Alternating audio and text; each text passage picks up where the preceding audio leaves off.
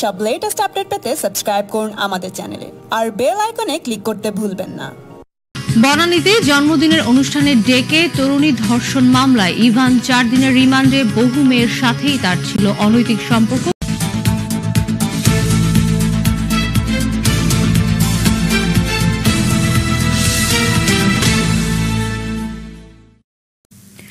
বনানীতে জন্মদিনের অনুষ্ঠানে ডেকে তরুণীকে ধর্ষণের মামলায় বাহারউদ্দিন ইভানকে 4 দিনের রিমান্ড দিয়েছে আদালত। এর আগে সে তরুণীকে ধর্ষণের কথা স্বীকার করেছে বলে জানায় র্যাব।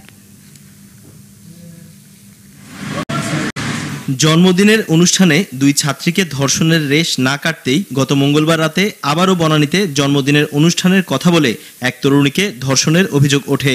এই ঘটনায় দায়ের করা মামলার মূল আসামি বাহারউদ্দিন ইভানকে আদালতে হাজির করে 7 দিনের রিমান্ড আবেদন করা হলে 4 দিনের রিমান্ড মঞ্জুর হয়। এর পূর্বেও বিবাহের প্রলোভন দিয়ে ওনাকে ধর্ষণ করা হয়েছে।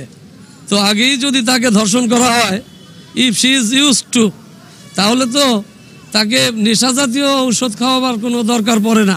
মেয়েটা বিবাহিত, তারপর সে কি করে বলে যে তাকে বিবাহের প্রলোভন দিয়ে ধর্ষণ করেছে? তাহলে একসাথে সে কি 2টা হাজবেন্ড কন্টিনিউ করবে? এর আগে সকালে কারওয়ান বাজারের মিডিয়া সেন্টারে এক ব্রিফিংয়ে র্যাবের গণমাধ্যম শাখার পরিচালক মুফতি মাহমুদ খান জানান, ইভান ধর্ষণের কথা স্বীকার করেছে। সে এ ঘটনা ভিডিও করে রাখে, যা সংগ্রহের চেষ্টা চলছে। বিভিন্ন মেয়ের সাথে ইভানের অনৈতিক সম্পর্ক ছিল বলেও সংবাদ সম্মেলনে জানানো হয়। তাকে জিজ্ঞাসাবাদ করা হয়েছে এবং সে যে অভিযোগ আসছে সেই অভিযোগের সত্যতা সে স্বীকার করেছে আমাদের কাছে।